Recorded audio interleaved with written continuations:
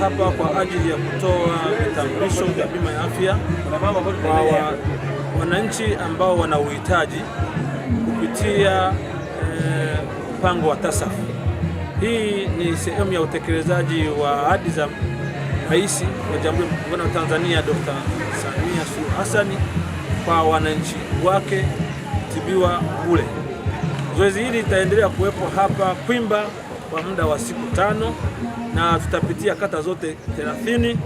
Kila aliye kwenye orodha atapata kadi ya bima ya afya na matumizi ya kadi hii yataanza tarehe 1 mwezi wa 3.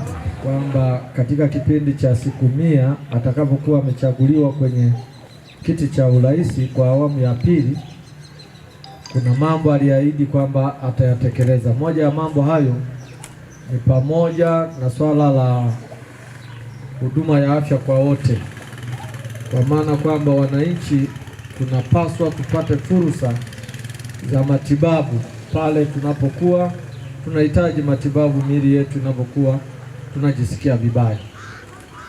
Na jambo hili leo tunakutana hapa kwenye ofisi hizi za mtendaji wa kata katika wilaya yetu ya Kwimba kulitekeleza rasmi, lakini tayari utaratibu wa elimu unaendelea kwenye maeneo mbalimbali, na kama mlivyosikia kutoka kwa wataalamu wetu wa bima ya afya kwamba kwa maelekezo tunaanza na makundi ambayo walikuwa ni wanufaika wa TASAF, na baada ya hapo tutaendelea pia na watu ambao hawakuwa wanufaika wa TASAF, lakini ni watu ambao pengine uwezo wao ni mdogo wa kumudu gharama za matibabu.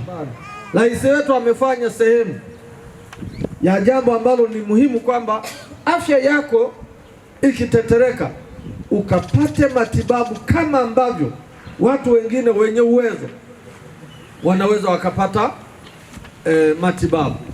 Maana yake anataka atengeneze haki ya watu kuishi, yaani mtu asiondoke duniani kwa sababu ya umaskini wake, kwa sababu ya kushindwa kuchangia gharama za matibabu.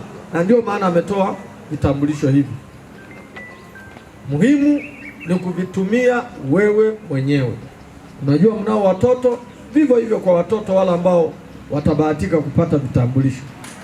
Namshukuru Mama Samia Suluhu Hassan kunipatia bima ya afya ambayo itaniwezesha kutibiwa ngazi ya kata, ngazi ya kijiji, kata, wilaya, mkoa mpaka kitaifa, hospitali zote za rufaa. Namshukuru sana mama.